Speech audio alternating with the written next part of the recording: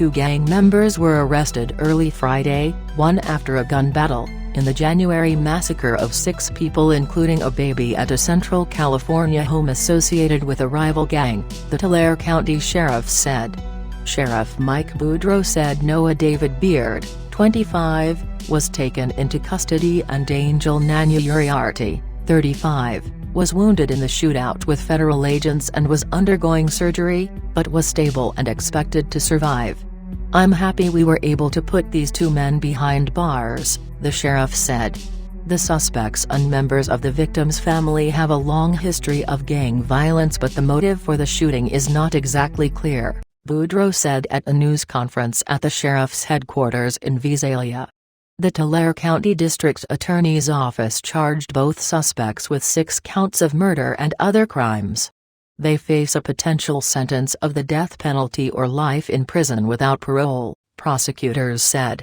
The 6 victims, including a teen mother and her baby, were gunned down on January 16 in rural Goshen, a community of 3,000 in the San Joaquin Valley.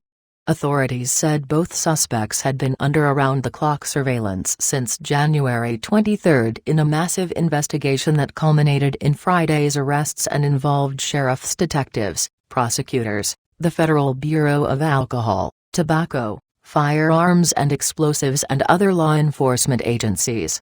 Search warrants were served at locations in Goshen and Visalia, and about 8 inmate cells associated with the Nuestra Familia prison gang were searched in 5 state prisons, Boudreau said. He said sheriff's authorities waited until they had DNA evidence to make the arrests to bolster the case. No further details of the evidence were provided. Both suspects had prior run-ins with the law.